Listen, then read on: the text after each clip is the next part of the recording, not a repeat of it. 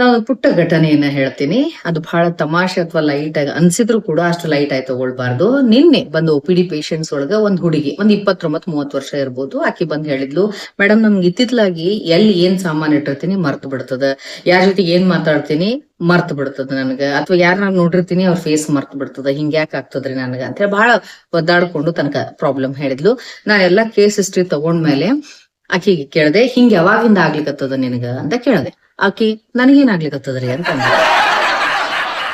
ಹಿಂಗ ಆಕಿಗೆ ಒಬ್ಬಕ್ಕಿಗೆ ಅಲ್ಲ, ಬಹಳ ಜನರಿಗೆ ಆಗ್ತಿರ್ತದ, ಒಬ್ರಿಗೆ ಹೆಚ್ಚು ಒಬ್ರಿಗೆ ಕಡಿಮೆ ಹಿಂಗ ಆಗ್ತಿರ್ತದ. ಈ ಮೆಮರಿ ಯಾಕೆ ಹಿಂಗ್ ಸಡನ್ ಲಾಸ್ ಆಗ್ತದ ಅನ್ನೋದ್ರ ಬಗ್ಗೆ ಇವತ್ತಿನ ವಿಡಿಯೋ ಒಳಗೆ ಡೀಟೇಲ್ ಆಗಿ ನೋಡೋಣ ಅಂತ. ಹೆಂಗ್ ರೀಸ್ಟೋರ್ ಮಾಡ್ಬೇಕು ಅದ್ರ ಮೆಕ್ಯಾನಿಸಮ್ ಬಗ್ಗೆ ನೋಡೋಣ ಅಂತ. ಯಾರು ವಿಡಿಯೋ ಎಲ್ಲೂ ಸ್ಕಿಪ್ ಮಾಡ್ಲಿಕ್ಕೆ ಹೋಗ್ಬೇಡ್ರಿ, ಕಂಪ್ಲೀಟ್ ಆಗಿ ನೋಡ್ರಿ. ಎಲ್ಲರಿಗೂ ನಮಸ್ಕಾರ. ನಿನ್ನೆ ಬಂದಂತವ್ರು ಆ ಪೇಷಂಟ್ ಪಾಪ ತಮ್ಮ ಮೆಮರಿ ಬಗ್ಗೆ ಇರೋ ಸಮಸ್ಯೆ ಹೇಳ್ಕೊಂಡಾಗ ನಾವು ಡೀಟೇಲ್ ಆಗಿ ಕೇಸ್ ಹಿಸ್ಟ್ರಿ ತಗೊಂಡಾಗ ಗೊತ್ತಾತು ಎಷ್ಟೋ ಸಣ್ಣ ಸಣ್ಣ ಮಿಸ್ಟೇಕ್ಸ್ ಮಾಡ್ತಾರ. ಆ ಮಿಸ್ಟೇಕ್ಸ್ ಹೆಂಗ್ ನಮ್ಮ ಮೆಮರಿಯನ್ನ ಡಿಸ್ಟರ್ಬ್ ಮಾಡ್ತದ, ಹೆಂಗ್ ಲಾಸ್ ಮಾಡ್ತದ ಅನ್ನೋದು ಅದನ್ನ ಇವತ್ ನಿಮ್ ಜೊತೆ ಶೇರ್ ಮಾಡ್ಕೋಬೇಕು ಅಂತ ಹೇಳಿ ನಾನು ಈ ವಿಡಿಯೋ ಮಾಡ್ಲಿಕ್ಕತ್ತೀನಿ. ನೋಡ್ರಿ, ಇಲ್ಲಿ ಏನಾಗ್ತದ, ಮೆಮರಿ ಅಂತ ಬಂದಾಗ ನಮ್ಮ ಬ್ರೈನ್ 3 ಸೆಕ್ಷನ್ಸ್ ಒಳಗೆ ಕೆಲಸ ಮಾಡ್ತದ. ನಂಬರ್ 1 ಎನ್ಕೋಡಿಂಗ್ ಅಂತ ಹೇಳ್ತೀವಿ, ಎರಡನೇದೇನು ಅಂದ್ರೆ ಸ್ಟೋರೇಜು, ಮೂರನೇದು ರಿಟ್ರೀವಲ್ ಅಂತ. ಈ 3 ವಿಭಾಗದೊಳಗೂ ಕೆಲಸ ಮಾಡ್ತದೆ. ಎನ್ಕೋಡಿಂಗ್ ಅಂದ್ರೆ ಏನು ಅಂದ್ರೆ, ಇಲ್ಲಿ ಈಗಿನವ್ರಿಗೆ ಯಾಕೆ ಇಷ್ಟು ಶಾರ್ಟ್ ಮೆಮರಿ ಆಗ್ಲಿಕ್ಕತ್ತದ, ಹಿಂದಿನವ್ರಿಗೆ ಯಾಕೆ ಮೆಮರಿ ಚಲೋ ಇತ್ತು, ಎಲ್ಲಿ ನಾವು ಎನ್ಕೋಡಿಂಗ್ ಒಳಗೆ ಸಮಸ್ಯೆ ಮಾಡ್ಕೊಳ್ಲಿಕ್ಕತ್ತೀವಿ ಅನ್ನೋದನ್ನ ನೋಡೋಣ ಅಂತ. ಫಸ್ಟ್ ಟೈಮ್ ಯಾರು ನೋಡ್ಲಿಕ್ಕತ್ತಿರಲ್ಲ, ದಯವಿಟ್ಟು ಚಾನೆಲ್ ಅನ್ನ ಸಬ್ಸ್ಕ್ರೈಬ್ ಮಾಡ್ಕೊಡ್ರಿ. ಈಗ ಎನ್ಕೋಡಿಂಗ್ ಅಂತಂದ್ರ ಯಾವ್ದೋ ವಿಷಯ, ಈಗ ನಮಗ್ ಯಾರೋ ಒಬ್ರು ಬಂದು ನಾನ್ ಸ್ಟೋರಿ ಹೇಳ್ತೀನಿ ನೀವ್ ಬರಿ ಅಂತ ಹೇಳಿದ್ರು ಅನ್ಕೊಳ್ರಿ. Okay fine. ಅವರು ರಾಮಾಯಣ ಸ್ಟೋರಿ ಸ್ಟಾರ್ಟ್ ಮಾಡಿದ್ರು ಅಂದ್ರೆ ನಾ ಬರೀಲಿಕ್ಕೆ ಶುರು ಮಾಡ್ತೀನಿ. ಹಿಂಗ ದಶರಥ ಮಹಾರಾಜರು ಇದ್ರು, ಓಕೆ ಇದ್ರು, ಅವ್ರು ಹಿಂಗ ಹೆಂಡತಿಯರಿದ್ರು, ಇಂಥ ಮಕ್ಳಿದ್ರು, ಹಿಂಗ್ ಬರಿತಾ ಇರ್ಬೇಕಾದ್ರೆ ಪಟ್ ಅಂತ ಒಂದು ಪೊಲಿಟಿಕಲ್ ನ್ಯೂಸ್ ಅನ್ನ ಹೇಳೋ ಮಧ್ಯ ಹೇಳಿದ್ರೆ ಬೈ ಚಾನ್ಸ್ ಸಡನ್ ಆಗಿ ಏನೋ ಒಂದು ಮುಖ್ಯಮಂತ್ರಿಗಳು, ಈ ಮಿನಿಸ್ಟರ್ಸ್ ಅದು ಇದು ಅಂತ ಹೇಳಿದ್ರು ಅನ್ಕೊಳ್ರಿ, ಅಲ್ಲೇ ಡಿಸ್ಟರ್ಬ್ ಆಗ್ತದೆ. ರಾಮಾಯಣದೊಳಗೆ ಇದೆಲ್ಲ ಎಲ್ಲಿ ಬಂತು ಅಂತೇಳಿ ಆಮೇಲೆ ಪಟ್ ಅಂತ ತಿಳ್ಕೊಂಡು ಏನೋ ಒಂದು ಸಿನಿಮಾ ನ್ಯೂಸ್ ಅನ್ನ ಹೇಳಿದ್ರೆ ನಮ್ಗಿಲ್ ರಾಮಾಯಣ ಯಾವಾಗ ಕಂಪ್ಲೀಟ್ ಆಗ್ಬೇಕು, ಇದೆಷ್ಟು ಡಿಸ್ಟರ್ಬ್ ಆಗ್ತದ, ಈ ಇನ್ಫಾರ್ಮೇಶನ್ ಇನ್ಕಂಪ್ಲೀಟ್ ಆಗ್ತದ, ನಿಮ್ಗಿಲ್ಲ ಕೋಡಿಂಗ್ ಸರಿ ಆಗುದಿಲ್ಲ, ಅಲ್ಲಿ ಕಥೆಯನ್ನ ನಿರ್ಮಾಣ ಮಾಡ್ಲಿಕ್ಕೆ ಸಾಧ್ಯ ಆಗುದಿಲ್ಲ. ಅರ್ಥ ಆಯ್ತಾರ? ನಿಮಗೊಂದು ಕತಿ ಸಂಪೂರ್ಣವಾಗಿ ಕರೆಕ್ಟ್ ಆಗಿ ಫಾರ್ಮ್ಯಾಟ್ ರೆಡಿ ಆಗ್ಬೇಕು ಅಂತಂದ್ರೆ ಅದ ಕತಿನ ಕಂಪ್ಲೀಟ್ ಆಗಿ ಹೇಳ್ಬೇಕು, ಹೌದಲ್ಲ? ಸೊ ಇದನ್ನ ನಮ್ ಹಿರಿಯರ್ ಬಾ ಚಂದ ಮಾಡ್ತಿದ್ರು, ಅದಕ್ಕೆ ಅವ್ರ ಮೆಮರಿ ಪವರ್ ಸ್ಟ್ರಾಂಗ್ ಇತ್ತು. ಏನ್ ಮಾಡ್ತಿದ್ರಿ, ಒಂದು ಸಿನಿಮಾ ನೋಡ್ಲಿಕ್ಕತ್ರ ಅವರು ಸ್ಟಾರ್ಟಿಂಗ್ ಇಂದ ಎಂಡ್ ವರೆಗೂ 3 ತಾಸು ಸುಮ್ಮನೆ ಕೂತ್ಕೊಂಡು ಒಂದೇ ಚಾನೆಲ್ ನೋಡ್ತಿದ್ರು, ಅದನ್ನ ಎಂಜಾಯ್ ಮಾಡ್ತಿದ್ರು, ಮೆಮೊರೈಸ್ ಮಾಡ್ಕೋತಿದ್ರು, ಅದನ್ನ ಖುಷಿಯಿಂದ ನೋಡ್ತಿದ್ರು. ಹಿಂಗಾಗಿ ಅವ್ರ ತಲೆ ಒಳಗ ಆ ಇನ್ಫಾರ್ಮೇಶನ್ ಏನಾಗ್ತಿತ್ತು, ಕರೆಕ್ಟ್ ಆಗಿ ಹೋಗ್ತಿತ್ತು. ಬ್ರೈನ್ ಯಾವಾಗ್ಲೂ ಯಾವ್ದೋ ವಿಷಯ ನೋಡ್ಲಿ, ಓದ್ಲಿ, ಅಥವಾ ಯಾರ ಜೊತೆ ಮಾತಾಡ್ಲಿ, ಯಾವ್ದೋ ಒಂದು ಪ್ಲೇಸ್ ಅನ್ನ ನೋಡ್ಲಿ, ಅದನ್ನ ಆಸ್ ಇಟ್ ಈಸ್ ಪ್ರಿಂಟ್ ಮಾಡ್ಕೊಳ್ಳೋದಿಲ್ಲ. ಅದಕ್ಕೆ ಸಂಬಂಧಪಟ್ಟಂತ ಒಂದು ಪ್ರೋಟೀನ್ ಬಿಡುಗಡೆ ಆಗಿ ಬ್ರೈನಿನೊಳಗ ಕೋಡಿಂಗ್ ಫಾರ್ಮ್ ಆಗ್ತದ. ಅದಕ್ಕೆ ಎನ್ಕೋಡಿಂಗ್ ಅಂತ ಹೇಳ್ತಾರೆ. ಪ್ರಾಪರ್ ಆದಂತ ಕೋಡಿಂಗ್ ಆಗ್ಬೇಕಂದ್ರ, ಸ್ಟೋರಿ ಫಾರ್ಮೇಶನ್ ಆಗ್ಬೇಕಂದ್ರ continuous flow of information about same subject ಇರ್ಬೇಕು. ಒಂದು ಸಿನಿಮಾ ನೋಡ್ಲಿಕ್ಕೆ ಕಂಪ್ಲೀಟ್ ಸಿನಿಮಾದ ಬಗ್ಗೆ ಇನ್ಫಾರ್ಮೇಶನ್ ಇತ್ತಂದ್ರೆ ಅದು ಕರೆಕ್ಟ್ ಆಗಿ ಕೋಡಿಂಗ್ ಫಾರ್ಮ್ ಮಾಡ್ತದ. ಅವಾಗ ಕಂಪ್ಲೀಟ್ ಆಗಿ ಅಲ್ಲೊಂದು ಇನ್ಫಾರ್ಮೇಶನ್ ಫಾರ್ಮೇಶನ್ ಆಗ್ತದ ಕರೆಕ್ಟ್ ಆಗಿ. ಗೊತ್ತಾಯ್ತಾ? ಅದು ಬಿಟ್ಟು ನಾ ಈಗ ಹೇಳಿದ್ನಲ್ಲ, ಒಂದ್ ಸಿನಿಮಾ ನೋಡ್ಬೇಕಾದ್ರೆ ನಾವೇನ್ ಮಾಡ್ತೀವಿ, ಒಂದ್ ಸಿನಿಮಾ ನೋಡ್ಬೇಕಾದ್ರೆ ಇಲ್ಲಿ ಅಡ್ವರ್ಟೈಸ್ಮೆಂಟ್ ಬಂತು ಅಂದ್ರೆ ಟಕ್ ಅಂತ ಚಾನೆಲ್ ಚೇಂಜ್ ಮಾಡ್ತೀವಿ, ನ್ಯೂಸ್ ನೋಡ್ತೀವಿ. ಅಲ್ಲಿ ಅಡ್ವರ್ಟೈಸ್ಮೆಂಟ್ ಬಂತು ಅಂದ್ರೆ ಟಕ್ ಅಂತ ಚೇಂಜ್ ಮಾಡ್ತೀವಿ, ಯಾವ್ದೋ ಒಂದ್ ಸಿನಿಮಾದ್ ನೋಡ್ತೀವಿ, ಮತ್ತೊಂದು ಅಡ್ವರ್ಟೈಸ್ಮೆಂಟ್ ನೋಡ್ತೀವಿ, ಏನೇನೋ ನೋಡ್ತೀವಿ. ಅವಾಗ ನಿಮಗ್ ಹರ್ಕ ಪರ್ಕ ಇನ್ಫಾರ್ಮೇಶನ್ ಬ್ರೈನಿಗೆ ಹೋದ್ರ ಅದು ಒಂದ್ ವಿಷಯದ ಬಗ್ಗೆ ಕೋಡಿಂಗ್ ಹೆಂಗ್ ಮಾಡ್ಬೇಕು ಮಾಡೋದಿಲ್ಲ.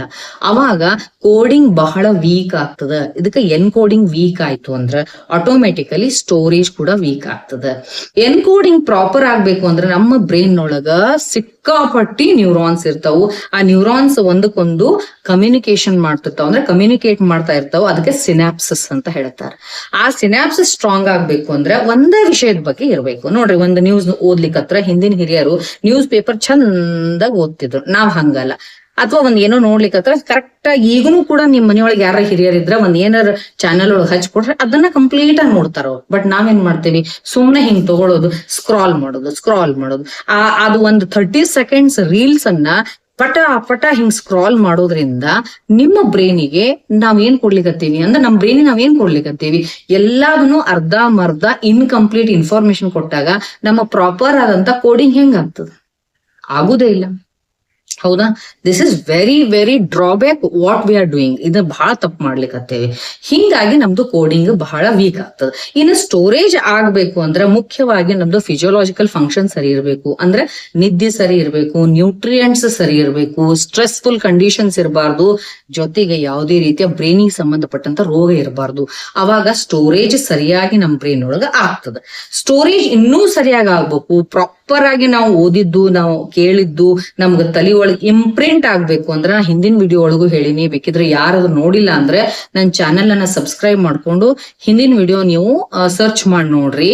ಹೆಂಗ ಮೆಮರಿ ಪವರ್ ಎನ್ಹಾನ್ಸ್ ಮಾಡ್ಕೋಬೇಕು ಅಂದ್ರೆ ಆಂಕರಿಂಗ್ ವಿತ್ ಎಮೋಷನ್ಸ್ ಮಾಡ್ಬೋದು, ಅಥವಾ ನೀವು ಪ್ಲೇಸ್ ಜೊತೆಗೆ ಆಂಕರಿಂಗ್ ಮಾಡ್ಕೊಂಡಾಗ, ಆ ಒಂದು ವಿಜುವಲೈಸೇಷನ್ ಮಾಡ್ಕೊಂಡಾಗ ಅಲ್ಲಿ ಪ್ರಾಪರ್ ಆಗಿ ಸ್ಟೋರಿಂಗ್ ಆಗ್ತದ.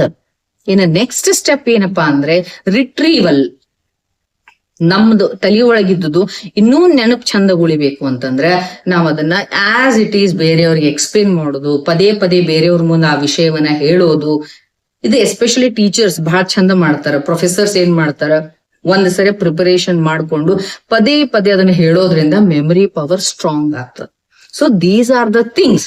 ಬಟ್ ಇಲ್ಲಿ ಏನಾಗ್ತದೆ, ನಾವ್ ಏನ್ ಫಸ್ಟ್ ಎನ್ಕೋಡಿಂಗ್ ಒಳಗ ಸಮಸ್ಯೆ ಮಾಡ್ತೇವಿ. ಸರಿಯಾದಂತ ಫಿಸಿಯೋಲಾಜಿಕಲ್ ಪ್ರಾಬ್ಲಮ್ಸ್ ಅಂತೂ ಸಿಕ್ಕಾಪಟ್ಟಿದಾವ್. ಸರಿ ನಿದ್ದೆ ಮಾಡೋದಿಲ್ಲ, ಸರಿ ನಿದ್ದೆ ಮಾಡಲಿಲ್ಲ ಅಂದ ತಕ್ಷಣ ವಿಪರೀತ ಸ್ಟ್ರೆಸ್ ಆಗ್ತದ. ಸ್ಟ್ರೆಸ್ ಆಯ್ತು ಅಂತ ಅಂದ್ಕೂಡೇನೆ ನಮ್ದು memory power automatically storage loss ಆಗೋದ್ರಿಂದ ನಮಗ ಬಹಳಷ್ಟು ಮೆಮರಿ ಪ್ರಾಬ್ಲಮ್ ಇಂದ ಫೇಸ್ ಮಾಡ್ಲಿಕ್ಕತ್ತೀವಿ.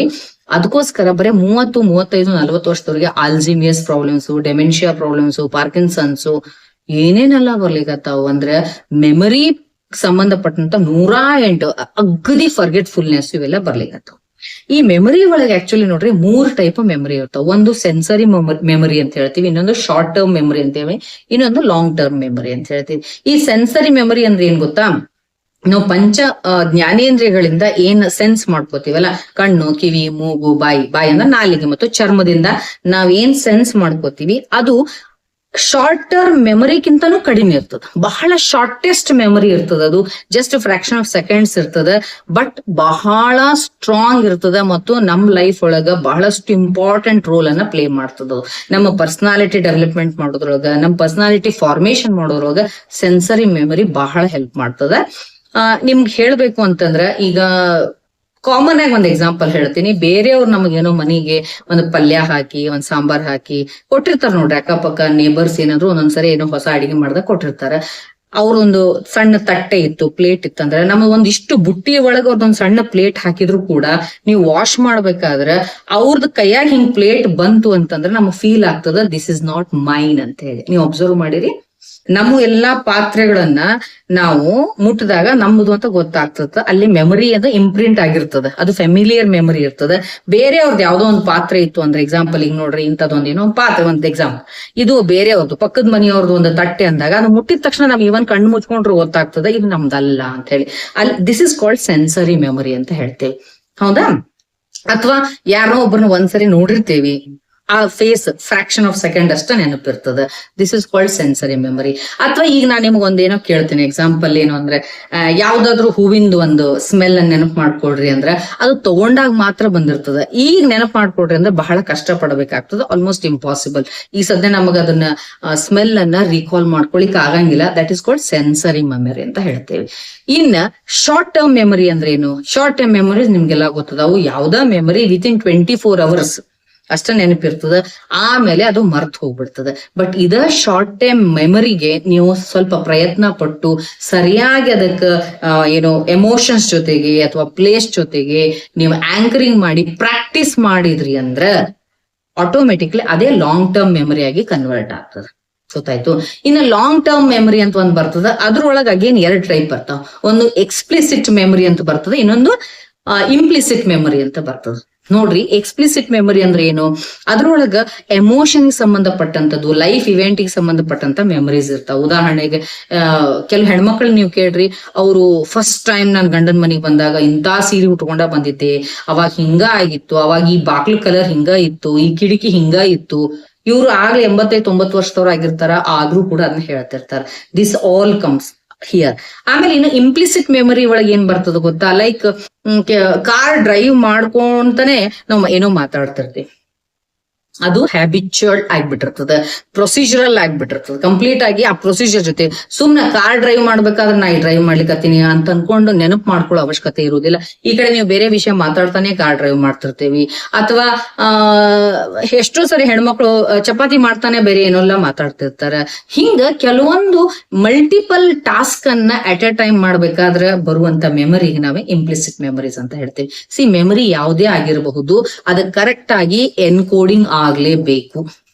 ಅದಕ್ಕೆ ನಾವು ಮಕ್ಕಳಿಗೆ ಪದೇ ಪದೇ ಏನ್ ಹೇಳೋದು ಅಂತಂದ್ರೆ, ನಾ ಯಾವ್ದಾರ ಕ್ಯಾಂಪ್ಸ್ಗೆ ಹೋದಾಗ ಅಥವಾ ಮಕ್ಕಳಿಗೆ ಸ್ಕೂಲ್ಸ್ಗೆ ನಾನೇನೋ ಸ್ಪೀಚ್ ಕೊಡ್ಲಿಕ್ಕೆ ಅಂತ ಹೋದಾಗ ಹೇಳೋದು, ನೀವ್ ಏನ ಮಾಡ್ರಿ, ಒಂದೇ ವಿಷಯವನ್ನ ಸ್ವಲ್ಪ ಹೊತ್ತು ಕಂಟಿನ್ಯೂಸ್ ಮಾಡ್ರಿ. ಓಕೆ, ಅಂದ್ರೆ ಕರೆಕ್ಟ್ ಆಗಿ ಇನ್ಫಾರ್ಮೇಶನ್ ಕೊಡ್ರಿ ಬ್ರೈನಿಗೆ. ಅರ್ಧ ಮಾಡ್ಲಿಕ್ಕೆ ಹೋಗ್ಬೇಡ್ರಿ. ಟೈಮ್ ಸಿಕ್ತಂತ ತಿಳ್ಕೊಂಡು ಇಲ್ಲಿ ಓಡೋದೆ ಅಲ್ಲಿ ಓಡೋದೆ ಹಂಗ್ ಮಾಡ್ಲಿಕ್ಕೆ ಹೋಗ್ಬೇಡ್ರಿ. ನೀವು ಫ್ರಾಗ್ಮೆಂಟ್ಸ್ ಒಳಗ ಮಾಡ್ಲಿಕ್ಕೆ ಹೋಗ್ಬೇಡ್ರಿ. ಯಾಕಂದ್ರೆ ಯಾವಾಗ ಬ್ರೈನ್ ಒಂದ್ ಇನ್ಫಾರ್ಮೇಶನ್ ನ ಕರೆಕ್ಟ್ ಆಗಿ ಕಂಪ್ಲೀಟ್ ಆಗಿ ಡೌನ್ಲೋಡ್ ಮಾಡ್ಕೊಂಡ್ಮೇಲೆ ಅದು ಚಂಕಿಂಗ್ ಅಂತ ಮಾಡ್ತದೆ. ಅದೊಂದು ಪ್ರೊಸೀಜರ್ ಅದ ರೀ, ಚಂಕಿಂಗ್ ಅಂತ ಹೇಳ್ತೀವಿ. ಅಂದ್ರೆ ಏನು, ಅದು ಸೆಗ್ಮೆಂಟ್ ವೈಸ್ ಮಾಡಿ ಈಸಿಯಾಗಿ ಮಾಡಿ ನಮಗ ನೆನಪುಳಿಯೋಂಗ್ ಮಾಡ್ತದ. ಎಕ್ಸಾಂಪಲ್ ಈಗ ನಾವು ಯಾವ್ದು ವೆರಿ ಕಾಮನ್ ಮತ್ತು ಪಾಪ್ಯುಲರ್ ಎಕ್ಸಾಂಪಲ್ ಅಂದ್ರೆ ಫೋನ್ ನಂಬರ್ ತಗೊಳ್ರಿ.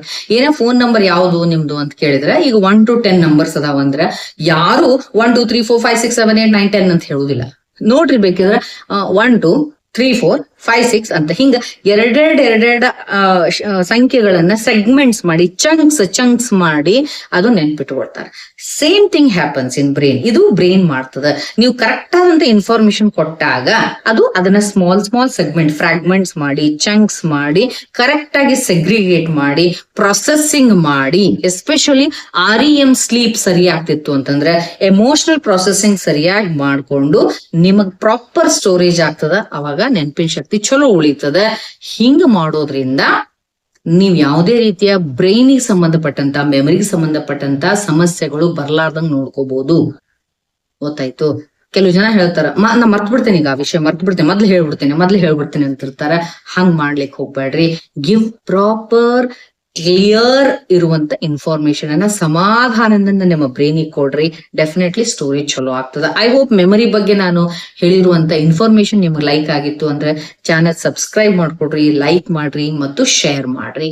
ನಿಮ್ಮ ವ್ಯಾಲ್ಯೂಬಲ್ ಕಮೆಂಟ್ಸ್ ಅನ್ನ ಕಮೆಂಟ್ ಸೆಕ್ಷನ್ ಅಲ್ಲಿ ಹಾಕ್ರಿ. Thank you very much.